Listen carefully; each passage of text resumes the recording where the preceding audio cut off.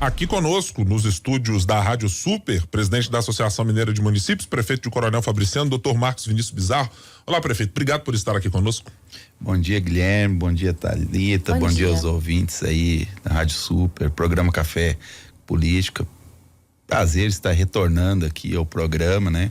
Espero que a gente possa trazer algumas informações importantes. Isso, especialmente para a gente olhar para os municípios, prefeito, que vão abrir o ano de 2023, assim como o governo federal, assim como o governo do estado, preocupados certamente com as contas públicas e com a necessidade de recomposições, de fundo de participação dos municípios, de ICMS, de algumas coisas que aconteceram em 2022. Qual é a preocupação central que a AMM tem considerando os municípios? É o ICMS, são as perdas do ano passado? Eu acredito que a maior preocupação de todo gestor é o aumento do custo da máquina pública com a diminuição de receita. Então a conta não fecha.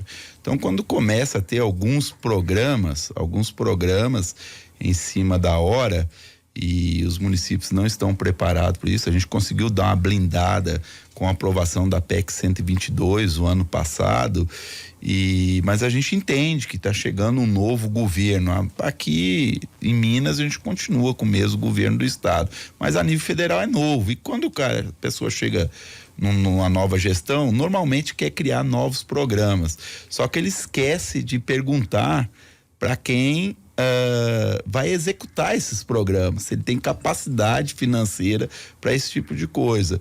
E os municípios já têm, igual você falou, esses problemas do dia a dia. Aumenta o salário mínimo, vou aumentar o salário mínimo. Mas espera aí, prefeito, você tem condição de aumentar o salário mínimo nessa proporção? Porque aumentar as coisas e não pagar é uma coisa, sobra é no dia a dia no município, né? Então, os municípios, a gente tem uma safra de gestor, eu venho falando que essa safra de gestor, dessas duas últimas gestões, ela é uma safra diferenciada, né, nas prefeituras, não só de Minas, mas do Brasil todo. Ela está mais preocupada com gestão pública mesmo, e claro que tem um porquê, porque hoje os gestores, ele com as redes sociais, ele tem ele é muito mais cobrado nas demandas do dia a dia, então ele tem que estar ficando atento no que está acontecendo ao seu entorno. Prefeito, toda vez o presidente, né, a gente pode chamar aí das duas formas, mas todas as vezes que a gente conversa com o senhor, que a gente sempre faz uma pergunta em relação à situação atual dos municípios.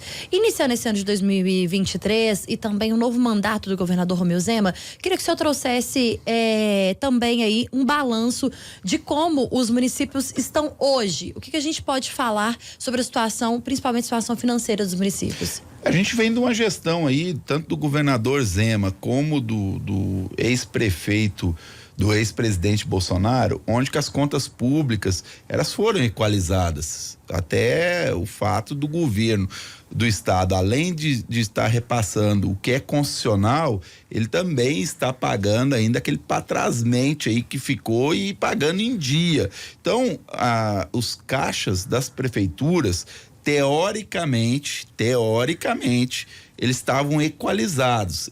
Por que eu digo teoricamente? Aí vem questão da isenção do ICMS sobre combustível, sobre energia elétrica, sobre essas coisas todas. Claro, teve impacto porque o município ele trabalha com orçamento. E aí provavelmente vai vir uma dessas perguntas daqui a pouco, que é a questão do FPM, que municípios mineiros perderam aí uma cota, 85 municípios. Como que vai trabalhar isso se a gente trabalha com orçamento? Ele foi aprovado em setembro. Então, por isso que eu falo muito em teoria. Mas a turma aí aprendeu, mas volto naquela palavra de gestão. A turma aprendeu a gastar, investir, né? Não falamos em gasto na gestão pública, nós sempre estamos investindo. E investir, às vezes, até um pouco menos do que ele está recebendo, justamente por esses atropelos que acontecem aí. Eu vi você falando há pouco e até fiquei emocionado com a sua fala, Guilherme, que nós temos que cobrar a questão de ICMS, questão do imposto de renda. Ambos candidatos falaram que ia aumentar a tabela do imposto de renda de isenção.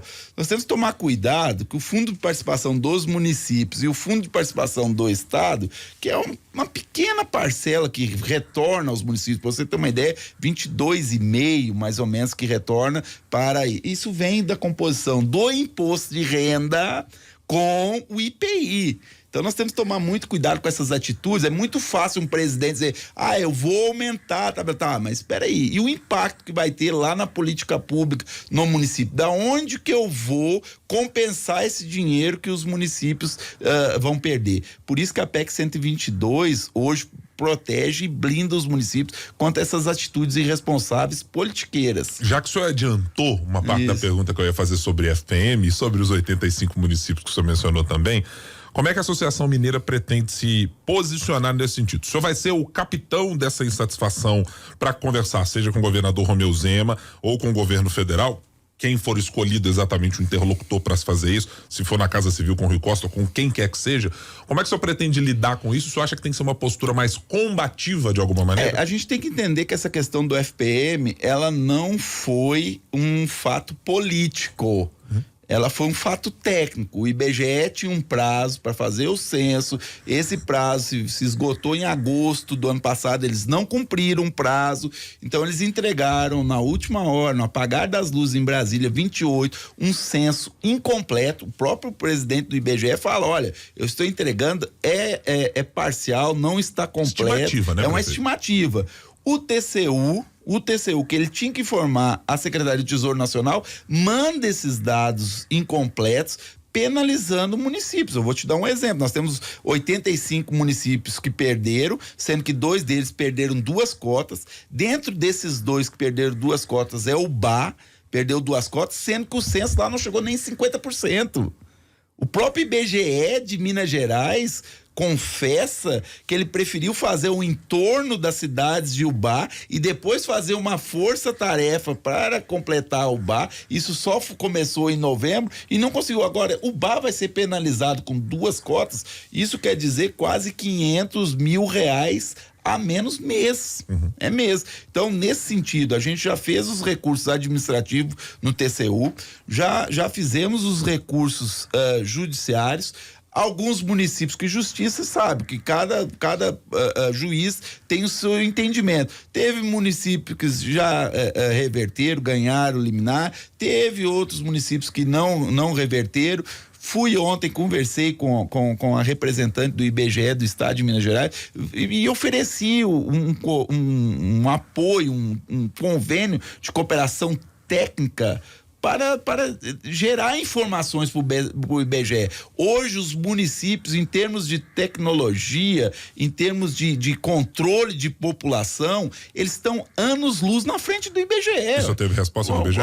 Existe a possibilidade, sim, e o entendimento da representante, Maria Antônia, sim, ela quer a ajuda dos municípios. Ela quer ajuda dos municípios. Hoje nós temos o cadastro, por exemplo, na atenção de saúde, nós temos o cadastro fiel da realidade. Inclusive, existe briga entre prefeitos, uma briga salutar por conquista de habitante, porque hoje ele está ganhando per capita de acordo com os indicadores que ele cumpre dentro da sua cidade. Então, os nossos dados hoje da saúde, eles são muito confiáveis. E que foi atualizado na pandemia, né? Por causa da vacina, essas coisas todas. Não tinha como eu vacinar a primeira dose em Coronel Fabriciano, em Ipatinga e em Timóteo. Eu vacinei em um lugar, então teoricamente eu sou daquela cidade. Teoricamente, porque teve pessoas que foram sim outras cidades, mas depois não pôde tomar a segunda dose na cidade de origem dele. Ele teve que continuar com a segunda dose na cidade onde ele tomou a primeira. Mas muita gente também acabou voltando para casa, né? Para casa de origem, né, presidente? Então, assim, mesmo que vacinasse em outra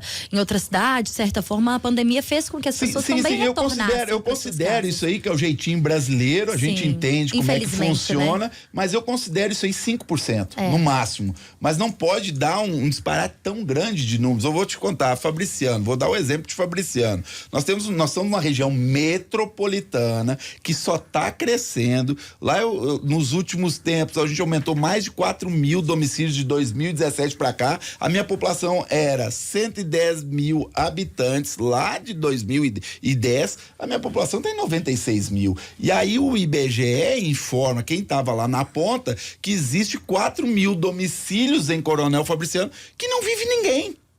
Ué, estão abandonados na região metropolitana, 4 mil domicílios. Então, quem estava responsável, ao invés de, não encontrei a pessoa, não fui 2 vezes lá, não tinha ninguém. Não, ele preferiu dizer que não tinha ninguém. Então, por isso que é muito importante agora os prefeitos entrarem em campo. Essa questão do IBGE já é um déficit conhecido, né, presidente? Assim, inclusive o próprio IBGE fazendo campanhas aí para que as pessoas pudessem se candidatar para aquela seleção no trabalho que eles fazem, para questão do censo. Mas o que falta na opinião do senhor? Falta a questão técnica do IBGE? Falta recursos para o próprio IBGE?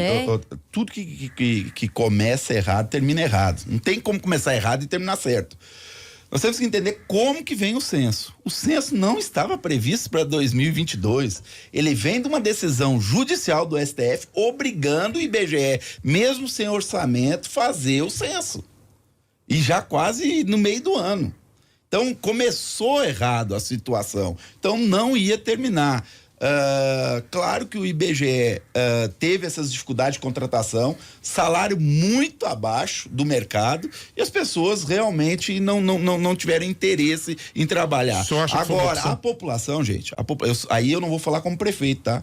Vou falar como médico geriatra. A população está envelhecendo e ela está diminuindo. É natural o êxodo das zonas rurais para cidades polo, então vai estar diminuindo realmente. Então, eu já venho falando aí com os prefeitos, vou levar à Confederação Nacional dos Municípios que a forma de distribuição do FPM tem que ter outros quesitos além da população. E não é justo que uma população que tenha 10 mil habitantes, às vezes, ganhar a mesma coisa que ganha quem tem 2 mil habitantes.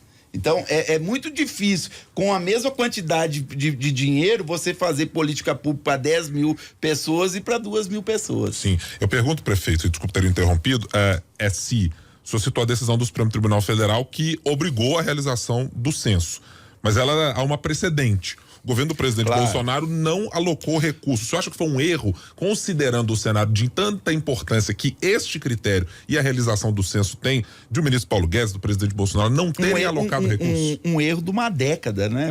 Vai passando, erro, foi jogando pro lado. E eu te falo o seguinte, não desmerecendo o IBGE, hoje o governo federal tem todos os dados dos municípios. Hoje é tudo interligado, gente. Tudo interligado. Só os dados da saúde que nós temos hoje a nível de Brasil, você tem todos os dados que você precisa.